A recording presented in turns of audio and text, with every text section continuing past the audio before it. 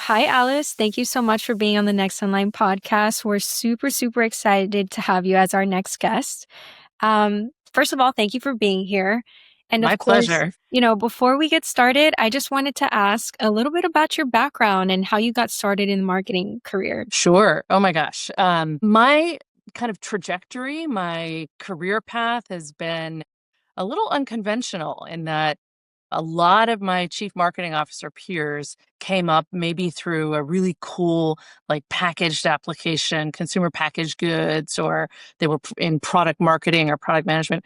I haven't done those roles as a full-time individual contributor myself. I came up through public relations. So I was a PR major within it's actually a journalism major with a PR sequence. And I came up working in agencies. My first roles were in service firms and serving clients. Believe it or not, this is going to date me. First internet boom. When, by the way, and we'll circle back to this moment in time where we're seeing the change of work, how we work, how technology works with AI is so similar to the boom that was, hey, there's this thing called a browser and everybody should have a website, and the emergence of digital commerce. And being early in my career in that dynamic, my growth was only limited by the opportunity in front of me and my willingness to take the risk and do stuff that I had never done before. So that's really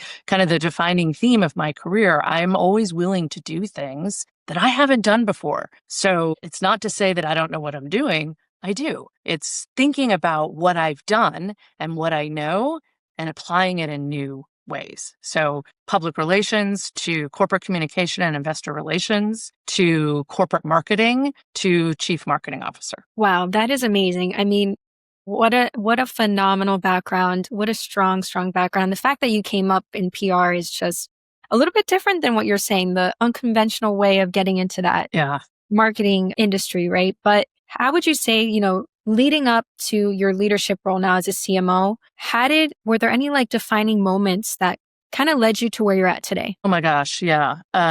So early in my career, again, it was kind of taking on bigger responsibility, saying yes when there clearly was a need for somebody to step in and deal with the difficult client, for example. Yeah.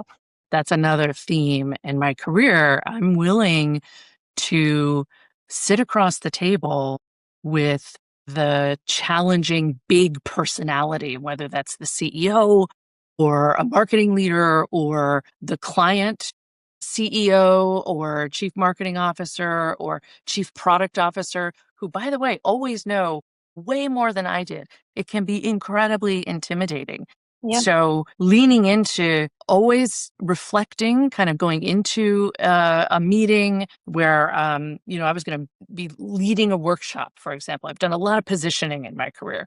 So learning how to lead a positioning workshop, for example, I just did on the fly. And what I would say to myself going into those kind of scary moments was, I am here because I know what I do.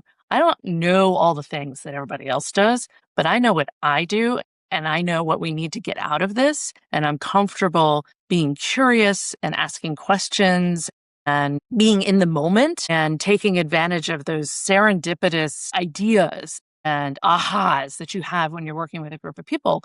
Yeah. And so those moments, trial by fire, like the pace was really fast, doing as much as we could with what we had to provide the best service to clients. So that kind of really rapid growth was a defining period. And then I got to say, the moment I was at Autodesk and I got a marketing email from this new business school program, and I'd always kind of thought I love school, I love learning, and always thought I'd go back and get a business degree because I have a journalism and political science undergraduate degree. And this program was structured for people already in executive roles. So it's an executive MBA program. It was only 18 months. I went every 3 weeks in residence for 3 days, and it was 2 of the best schools in the country combined for a dual degree program. So I have MBAs from Columbia University Graduate School of Business and the Haas School of Business at It's University of amazing. California, Berkeley. Yeah, so it was amazing, right? That because I felt like I'm working with Wall Street Yeah. and these bank analysts knew all this stuff, were speaking this language that I was really good at learning quickly. I'm being able to follow, but I just felt like they knew something that I did not know. There was some black box voodoo that I needed to learn about. And so the idea of business school, at least then I will have studied the same stuff that Yeah. they have, was incredibly appealing. And then doing it again in this fast track way for executives already well kind of through the first third of their careers, certainly. And that was a massive inflection point. It was huge. It was game changing Yeah. for me. It was, I'll tell you the secret, it was a confidence boost. I now know nobody knows anything that I can't figure out. There is no black box. There's no deep technical secret to figuring out a company valuation, for example. I can navigate financials, company financial data really well. And so it was a great grounding. And I realized, with that grounding, I can sit in a room with anybody and not feel that kind of insecurity that Yeah. I felt earlier in my career. So going back to school was amazing. And then probably the most recent inflection point, and I'm a student always. I am always going to be learning. And so I kind of look as an indicator for me, am I um, fulfilled in the work that I'm doing? It's have I had an inflection point lately? And going from being a leader of corporate marketing, and I've been a CEO direct report, I've had to present to boards, I've been doing that for 20 years, but I've just, in my last official role, moved into the chief marketing officer job. I've done it as an interim CMO, but Yeah. this was title, scope, all the pressure, All all the in. risk that Yeah. comes with that position. And I felt totally at ease going into it because I knew I could do it. And I had done all of the things involved in it before, but it was kind of the first official. So that's a big inflection point too. Wow, that's amazing. And how was it like, stepping into that first official role? I know that you said like you did all these things to kind of boost up that confidence and you knew that Yeah. you were able to step into this role because of that. But honestly, how did it feel like just stepping into that role knowing like, okay, I worked so hard to get to where I'm at today. I've done all the things and now I'm in it. Like, what now? Yeah. In so many ways, it was so incredibly familiar. Yeah, I said there's a through line in my career. It's stepping into roles and contexts that I haven't been in before. So that feeling of not only you're in a new building, you gotta figure out where the bathroom is, and how to get your key card to work at the door. Yeah. Uh, Knowing that I'm here because of my expertise and what I know how to do, and there is no expectation by anybody I'm sitting around the table with that I'm going to know their business yet Yeah. or the product yet, and I am going to take full advantage of being new. And so that's, listening, that's talking to everybody. And what's fabulous, right? People are so incredibly generous with their time, especially when you're new, that they will sit down with you and kind of give you the lay of the land. And I've learned over the years that one of the things to really ask and probe around is, what is it that people are not telling me? What are the things that are really challenging? What's the unofficial?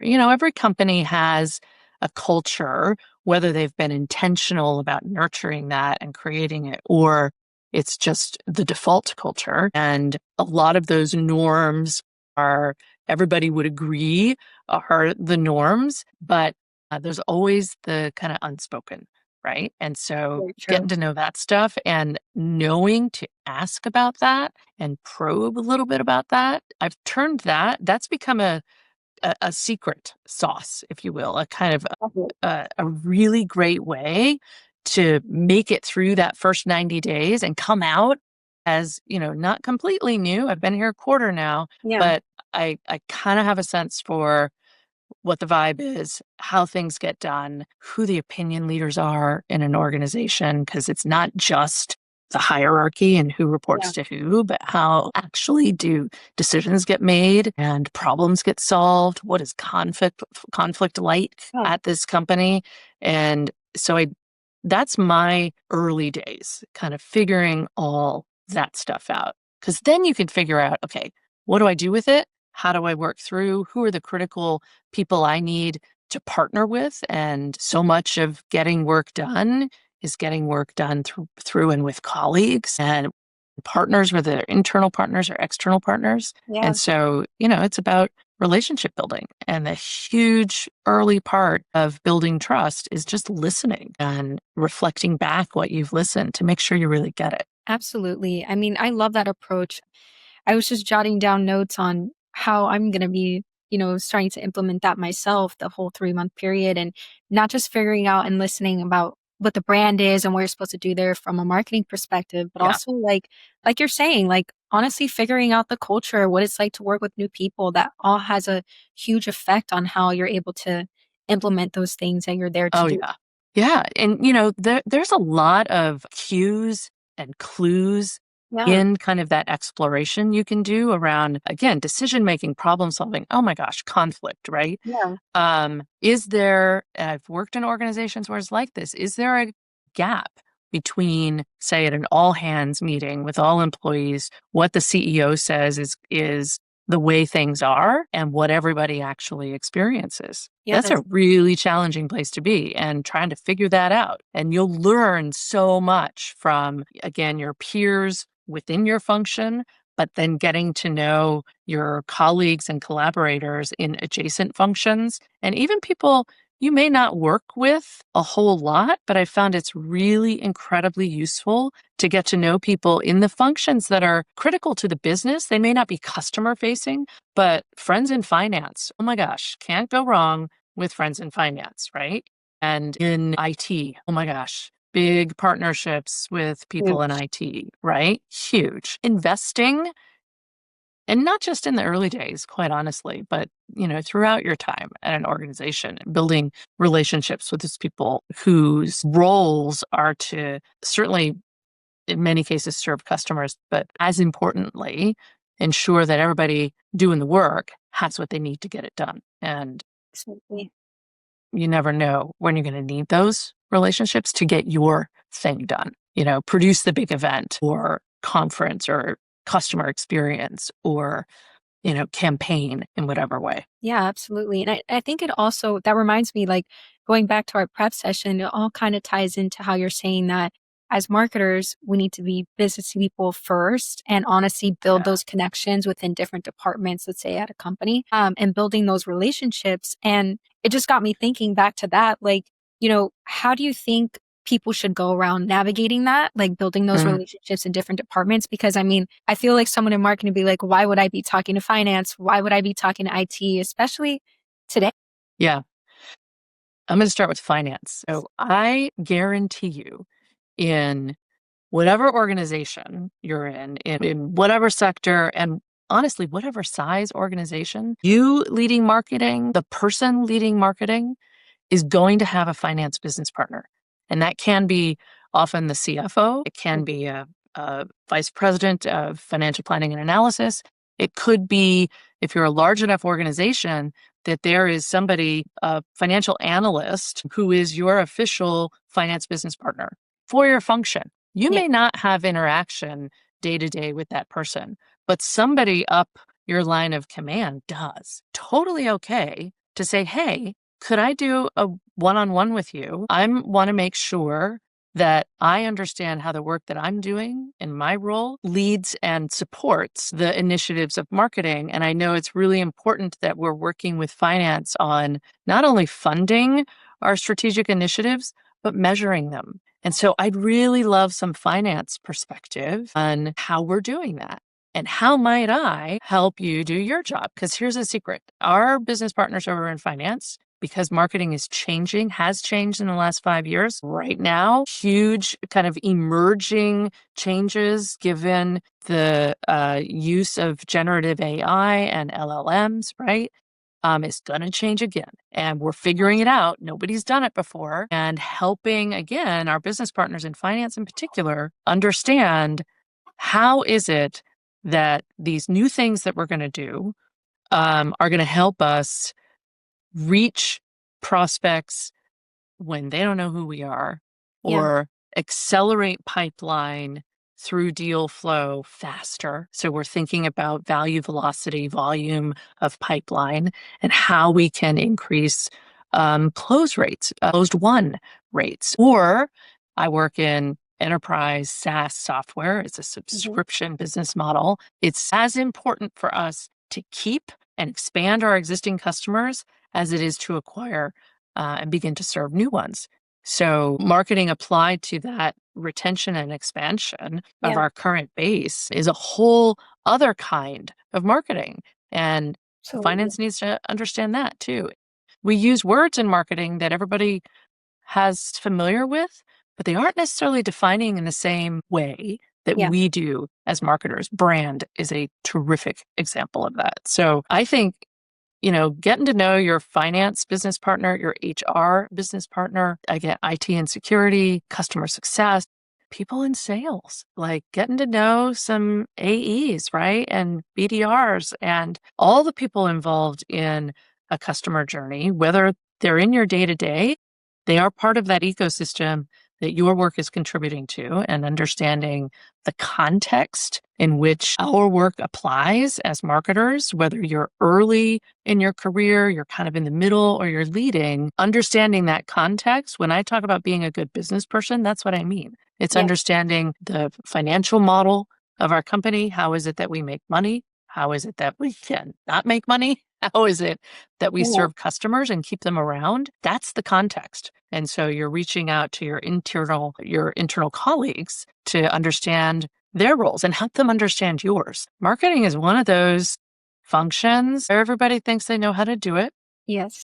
and everybody thinks they know what we mean. They don't necessarily. That's on us, right? Yeah. We've diluted a lot of concepts over time, and we got to define for our business partners what exactly we mean and why. Absolutely. And I feel like, going back to you saying how we need to be literate in the business field and everything like that, especially from the CMO level. I mean, you're going to be the one making that decision with, the other executives at the table. But what about for the Yeah. rest of the team, right? Like, do you kind of either coach your teams or implement this where they also have full transparency about what's going on, maybe from the finance team and from sales and all of that?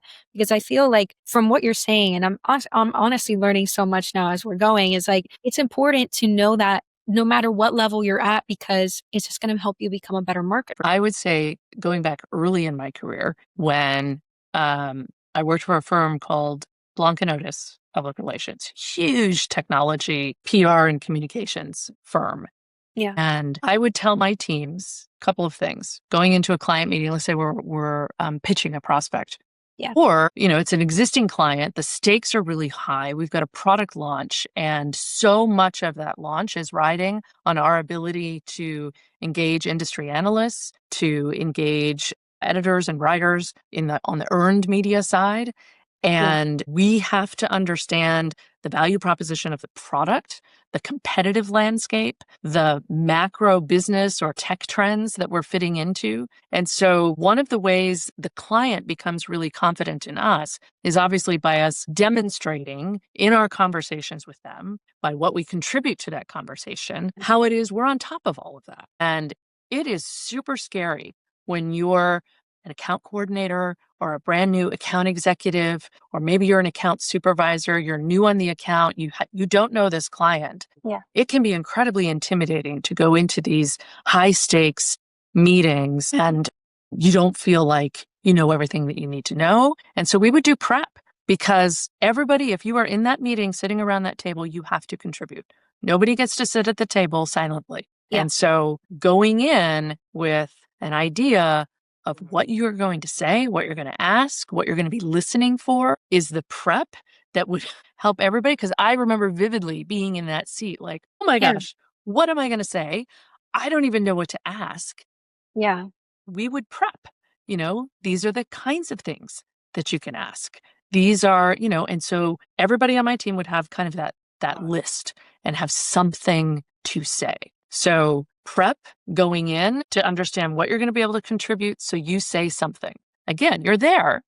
And this was a mantra, right? You are here on this team because we hired you because you're really, really good. We Yes. believe that you are here for that reason. And we need you to bring your goodness and your talent to the team. And so let's do the prep to make that easier. Nobody's on their own. We'll do this together so that everybody can contribute. The other thing was, so it's kind of the prep and then asking questions. There's no bad question. And I tried really intentionally on my team meetings, and this is both with my handful of direct reports and then with the entire team, say for quarterly earnings, for example. I would brief my team, going into quarterly earnings and reporting on as much as I could. It's confidential information. And I always told my teams, look, I am going to share with you as much as I possibly can, because I think it's incredibly important for you to have the context and the candor that I can bring to be able to do your job well. I'm also going to trust your discretion because I will share things with you that you cannot share with anyone else. Now, of course, I have to be discreet. There's stuff that I can't share with anybody. I'm going to share as much as I can and know that I will do that. And again, I'm going to trust that you will hold in confidence what I share with you, but I do it because I believe it's going to help you do your job. And so the vibe on my direct report calls, for example, when I was at Anaplan, we called them the Badass Leaders Meeting. And it was a really, really great dynamic. There were like 9 of us, and it was off the record. We could commiserate and gripe a little bit. Yeah. And then we could ask, because we had a subscription model business, and we went to market through a number of partners, global systems integrators, regional systems integrators. We were building new partnerships. We would have product launches. We had a customer in an office of the CFOs and VPs of FP&A. Their world is complicated, right? It's finance. And so I would, after our earnings call, and we've listened to the CEO and the CFO talk through the results and some color commentary on the state of the market and the competitive landscape.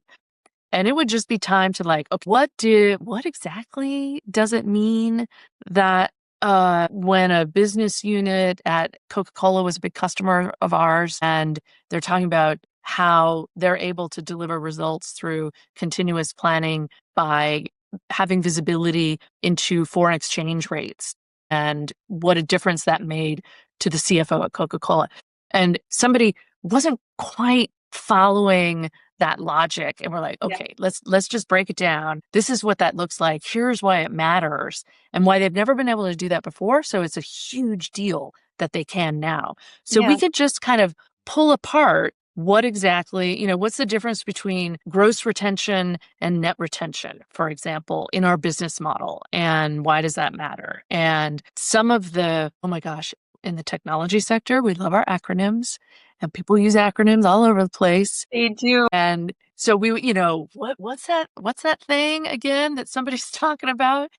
And just creating a safe space to ask the questions, because you got to understand what it is that our executives are talking about when they're presenting externally and how it's meaningful to our customers. Our job, gets to kind of my philosophy of marketing. Our jobs is to understand the world of the customers and the context in which they're trying to succeed. When we understand that, then we can determine strategically what are the right plays for us to be formulating, but what's the right message at the right time for the right person? If we don't understand their world, customer's world, then we're not going to be able to do that very well. And if we don't understand our business, we're not going to understand why investing in paid media versus earned or owned media is going to affect that equation differently. And we have to understand that. Absolutely. And I feel like it's kind of like tapping into the equation that you just mentioned, it's almost like a little equation that marketers are following. Like you need to understand the basics of the business. You need to understand the meanings of things, not just, I'm going to invest in this media or I'm going to do this strategy and hope for the best. Like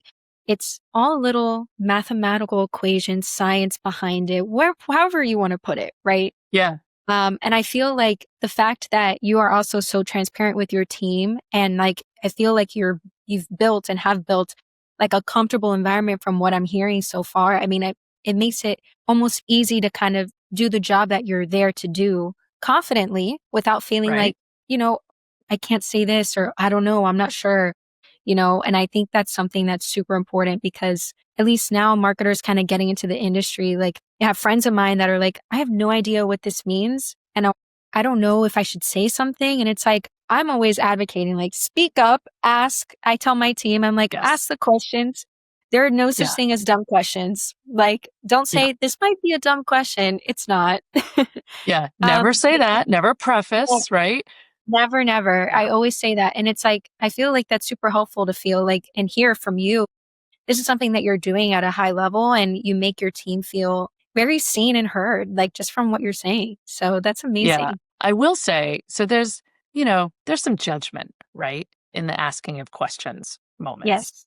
Like when you're in an all hands and your CEO is in the room and is like, okay, any questions, right? If you really feel like you got to ask something and you need a detailed explanation in the answer, not the right moment to ask Yes. the CEO in front of all your colleagues. However, it is hold that question. You got to ask it. Take it to your chief marketing officer or take it to your colleague in Yeah. finance. This is where those relationships that you built come in incredibly helpful, right? They're really incredibly valuable because you can go to people who you've got some rapport with to say, hey, I'm just not understanding exactly. Let me ask you a couple of clarifying questions Yeah. about that deal structure that we just announced. Or, we're being acquired by private equity. Could you just talk to me about, I've never worked for in the private equity context. Tell me what I should expect. And, those, you need the answers. Use your judgment about, right place, right time. Yeah. Because you never want to be that in that cringy moment where you hear somebody ask "Ooh, dude, save the question Yeah. for maybe a smaller audience." For sure. Now, you mentioned, talking about, because it's all about relationships, right? We've been talking about Yeah, relationships in the different departments, and I kind of want to tap into the relationships within the marketing team, especially let's say you're running a large marketing team as well. And I feel like our industry in general is often a little bit divided when it comes to that. And especially at a large mm, scale, there's different departments within marketing. So you have your yeah, creative, you have your field marketing, these different silos. And I think that in our prep call, you mentioned how we should all be operating as one system because that's the truth. yeah. I completely agree. But what does that look like in practice, especially from a global team standpoint and also with partners like in sales and product and like the other departments like you're talking about as well? Yeah, there's kind of a movement happening right now to rethink the marketing organization Yeah. because we have become so specialized and Yes. organized by silo. And look, that's specialization is really valuable, right? I need somebody who knows, say, our web platform inside and out. And that is a specialty, right? Or it used to be search engine optimization, for example, how you need specialization there. Just this argument to be made that you're going to need it right. You need it right now. You're going to need it for another couple of years. It's changing. The generative engine optimization or answer optimization, right, is huge. I think that those silos have become a challenge and even a liability within marketing teams. While we need specialization, we've got to think about the the system that we all collectively build to serve the people who we're trying to reach and influence and deliver value to. And when we get stuck thinking in a siloed way, this is my budget, this is my program, these are my KPIs, Yeah. we miss the synergy, the sum is greater than the parts, the collective value that we're creating, whether it's for the people who don't know us yet and we're trying to introduce ourselves and help them get to know us better, or we know them really well, they've been longtime customers and they've expanded with us and they're great advocates for us and they recommend us. That's a different kind of relationship, and that into which we need to be delivering value. And we're going to do that in a number of different ways. And all of our respective domains of expertise have to contribute to those ways, right? That we're going to inform or educate or, again, deliver value to the Yeah. people we're trying to reach. And so I think that begins to affect organization charts. Maybe instead of having a brand team, a demand team, a field team, a web and digital team, what if it looked more like top of funnel awareness and middle funnel pipe acceleration, Yeah.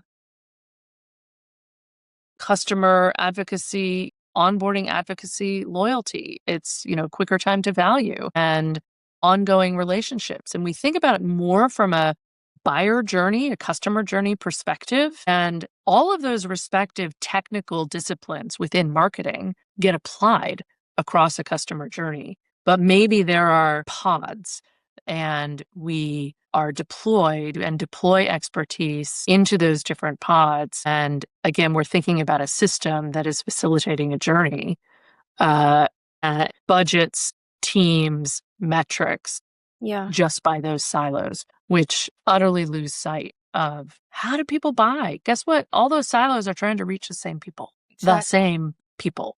Same. Yeah. And so, I think the thinking about that buyer journey can help us get closer to our colleagues in sales and the selling motions that they're running with, and our colleagues in customer success and the motions that they're running with. We got to close distance between those go-to-market teams and marketing anyway. And I think what we all share is that buying journey. And if we think about it that way, it gives us a way to close the gaps, a way to operate much more efficiently and build momentum collectively that just gets so fragmented when we're in that kind of OG domain silos within our function, let alone marketing, sales, CS, product, which can be really siloed as well. Yeah. And guess what? Nobody has time for that kind of friction anymore. That's really. And nobody we're trying to service has the patience for that either. Yeah.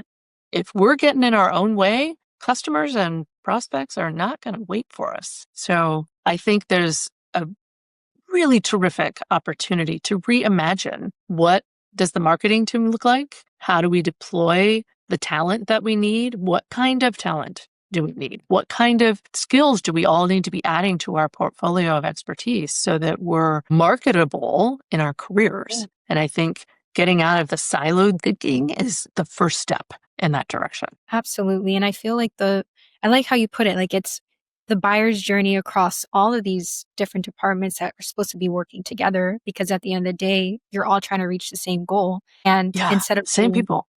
same people, and it's Yeah, just, we have our different silos and specialties that we focus on in our careers. But I think, like you're saying, closing the gap is going to get you to that goal a lot faster. So yeah, it does raise the question. Now you have me thinking, like, what kind of talent needs to be coming in so that you can have the same goals? right? Yeah, it's super interesting. There's no expertise or specialty in a current marketing mix that I Yeah, think is going to be obsolete or not needed. And I know a lot of people are afraid of that, particularly with AI, right? especially And like, we're yeah, kind of peak hype cycle.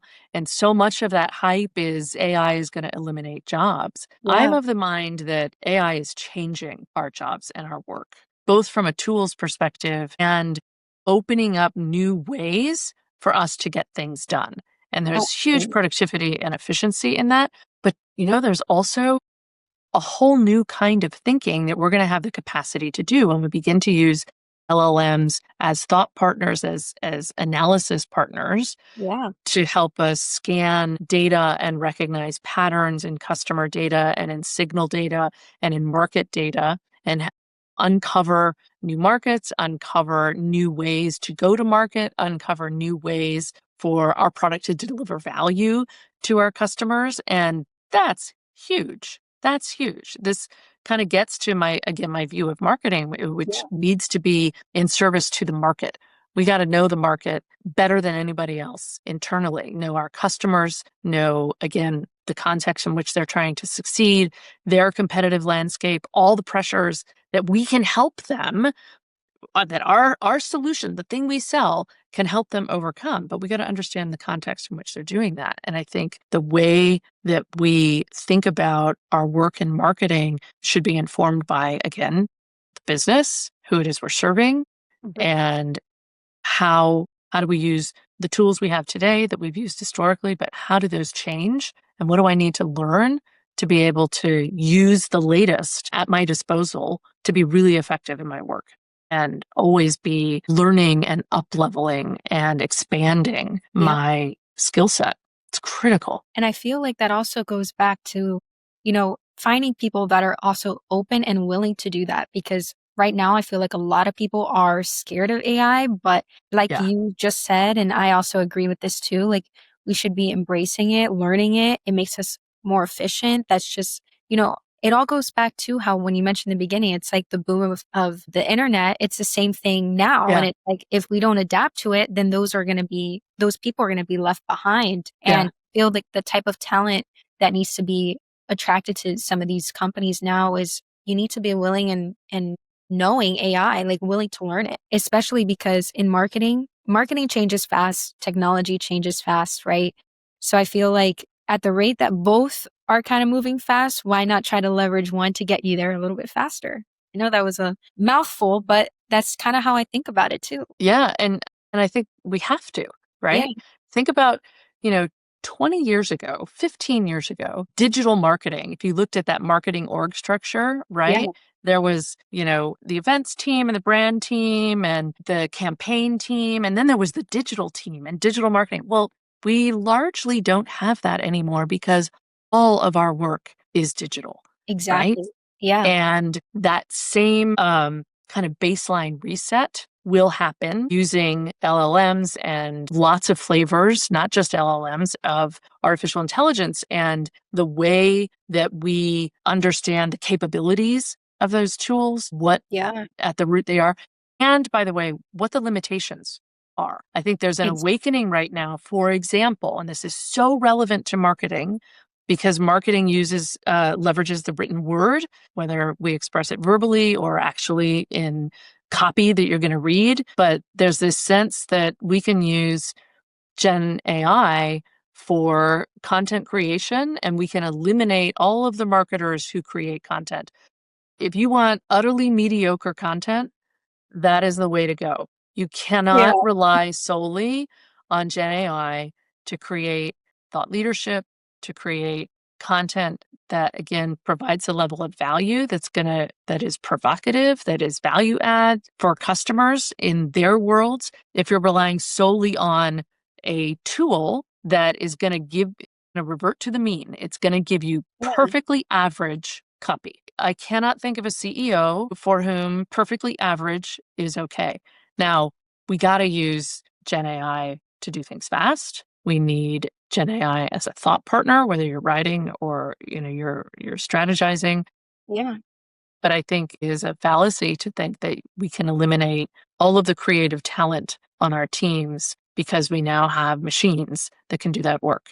The machines have a place in the workflow, but they're not the replacement panacea that in some of the really hyped conversations, people think they are. I completely agree. And like as an agency owner myself, like people say that all the time. And it's like, you need also the talent and the expertise behind the AI Yeah. model, let's say, that you're going to be utilizing Yeah. to help you, brainstorm a strategy, analyze some data, whatever it may be, in order to continue, implementing that value added, that unique, strategic plan that you're trying to deliver for the client. at least from my Yeah. standpoint too. It's like, you know, you can't just like you're saying, it's going to be mediocre content. It's going to be generic. Like everything's going to sound the Yeah. same across Yeah. all industries, all, Yeah. companies. What is that? Like we need some Yeah. flavor to it, Yeah, like, it's just it creates more noise, yeah, right? And our jobs of marketers is to break through the noise and exactly. make sure we've got a distinct signal and message that we are sending to an intended person, and that we've done the work to make sure it is distinct and relevant and is going to resonate where we want it to land. And Yeah, solely relying 100% on AI to do that is a mistake. I completely agree with you. I'm glad we're on the same page on that. I've talked to so many people and they're like, there's so many like, everyone has opinions, but it's nice to hear that someone else also understands, I guess, like my marketing brain that I kind of have, right? It's a really interesting moment, I think. And no doubt, again, I think Gen AI tools are changing our work and our practice as it should. My gosh, Absolutely. what I can get out of ChatGPT with some great prompt engineering saves me an immense amount of time. A ton. Yeah. The output is only good because I've directed it, I've massaged it, I've Hmm. edited it, I've added the benefit of my experience and the nuance of the people involved and the audiences we're trying to solve, Yeah. right? That the machine's not there. Maybe someday it would be. It's not there now. And we still need kind of human intervention. But as a tool set, it's game changing. And, if there's a key takeaway, if you are not experimenting personally Hmm. with custom GPTs, oh my gosh, get on it. Yep. Take a class, do it yourself, but you got to make it happen. We have to understand the tools, how they're built, how they work, again, pros and cons, to make them a really good tool in our toolbox. Because I want all of us to be, again, marketable in our own careers. And this today is table stakes. For us to be marketable, we have to have the appropriate level of AI expertise. And so go and acquire it. I completely agree. I love it. I love it. I love this topic. Always. Yeah, right? It's obviously timely. It's Super. hugely interesting. Yeah.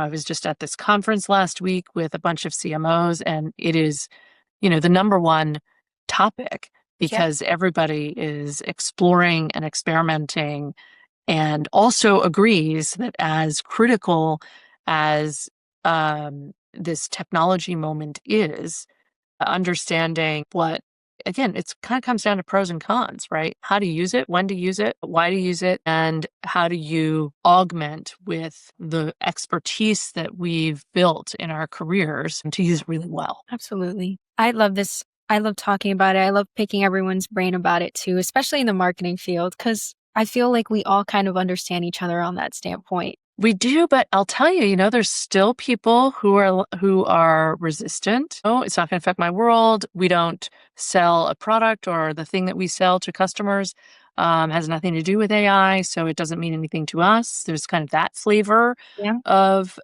resistance. It's scary, especially when you hear it's going to take all our jobs. Yeah. And so there's a lot of fear. And so I think this is an incredible moment to lead through fear for team leaders Yeah. and individual contributors. I think everybody can be a leader anytime. And in this moment in particular, I think whether you're an official leader on an org chart or an individual contributor, you can lead through this moment of change by managing yourself really well, by sharing what you know, by championing your colleagues and your peers, and taking advantage of the opportunity to lead. And again, you know, try something new. This is the moment when a career acceleration happens. And I think that's, perhaps a way to kind of get out of that paralysis of, oh my gosh, it's going to take my job or it's going to Yeah. change my job, is to get in front of it and figure that out, plot the course of that change for yourself rather than reacting to it. I completely agree. It's like when you said it's almost like embracing that fear, because I feel like if you're not uncomfortable in your Yeah. job or in anything that you do, then you're not growing. Like Yeah. you have to kind of face a little bit of that, oh, I don't know about that, or I feel like it's Right. Yeah. not confident enough in that right now yet. But hey, if you're not feeling that way, then something's not right. Mm-hmm. Mm-hmm. Yep. And kind of now tying that back into how the CMO role has changed, especially with, like we're saying, AI is in there now, kind of talking about the team aspect and the different silos that we meant that you got what we both mentioned throughout our Yeah. conversation here. Like we talked in our prep session about this and you kind of framed it as like the chief market officer. So I Yeah. really wanted you to share about that today because I found it super interesting. And if you want to kind of like tell us what that is. What are your thoughts on about that, especially with everything going on? Yeah. So huge moment of change in marketing. Again, I'm in the technology sector. I work in the business to business side, enterprise software typically. So high price points, long sales cycle, Yeah. really complicated technical products. And marketing is so interesting. Marketing, that ing, right, of marketing tends to, it has weighed us down and gotten us too close to the tactics and the execution of our function, which, that work has got to happen. But it misses, I think, the strategic opportunity to assert that marketing as a function can and should know the market better than anybody else in the organization. Certainly, product needs to know it incredibly well. Sales needs to know it incredibly well. Marketing can be kind of the market champion. And for the leader of marketing as the chief market officer, I think reminds us that of the strategic importance of knowing our customers, the context that they're trying to succeed in, the competitive landscape, the macro and geopolitical economic factors that are affecting whether their customers are buying from them. And bringing that all into the C-suite, in your weekly C-staff meeting, in your monthly or bi-monthly board meeting, to be the advocate for and the voice in the room on behalf of the market outside your company in which your company competes and in which your customers compete will ground and guide the investments that you make, the programs that you build out at a strategic level without getting caught up in, are we having a booth at the industry trade show and who's going to staff the booth and how is it decorated? And it's really easy, particularly in the technology sector, for marketing to be defined by the activities. And again, I think the value in the function is in being the champion of the customer and the market and the competitive context. So that's kind of the play with chief market officer versus chief marketing officer. But this, full circle moment, right? We started talking about, what is it that we've talked about org, we've talked about the silos Yeah. in functions, we've talked about getting to know our business partners internally, finance, HR, product, sales. And for all of those reasons, all of those add up to having the most context and understanding of the business. And I think playing and dropping that ing is a really great reminder and grounding to live up to the strategic contribution of the market understanding and context as it can guide the current and future execution of the firm. Companies that do that really well create a great place to work. They serve customers and have the kind of advocacy and loyalty and retention that builds long-term value. They've got clarity of their brand value proposition Yeah. and company values and are intentional about culture in a way that creates the long-term sustaining value that investors are looking for, in addition to quarter over quarter performance. So it kind of all creates this cohesive system Yeah.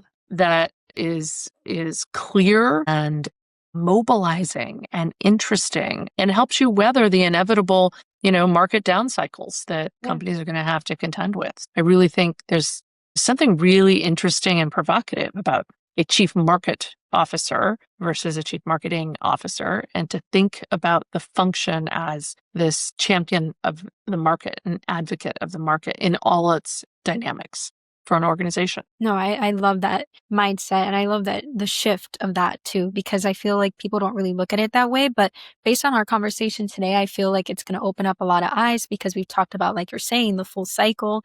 And it's almost like its own life cycle. And it's kind of evolved into this chief market officer rather than Hmm. marketing officer, because like you said, at the end of the day, the better you know the market, the better you know the industry, the things that are affecting the market, the better we're going to be able to do things from that marketing perspective to affect the rest of the teams that we're going to be working with. Yeah, have to. Yeah. Have to. Awesome. So, as we wrap up here, I've loved our conversation and everything that we've talked about, but I do want to shift a little bit to that next gen, as Mhm. I always ask this question at the end, right? And based on everything we talked about and based off of your career journey, what's one piece of advice that you would give your younger self when you were first starting out in the industry? Oh my gosh, I thought about this as I was going to sleep last night, and I woke up thinking about it. Couple of things, but it all comes down to kind of the same zone, right? It's like, Yeah. say yes to opportunities when they're interesting, even when they're scary, because you're going to learn something. To not be inhibited by scary stuff, right? Don't be afraid. Like, guess what? Everyone is afraid. Everybody feels it is a universal experience. There is, Like natural some human behavior. insecurity, some, I don't know what I'm doing. Everybody has, especially high achieving people, high achieving women have Yeah. moments of imposter syndrome. Everybody does. Everyone does. And so, the fear is just telling you that you're in an uncomfortable zone, as you should be. That's how you're going to grow and learn. If you are ambitious, you can grow your career and realize that ambition by stepping into these uncomfortable, fearful places. And don't let that kind of feeling of insecurity hold you back.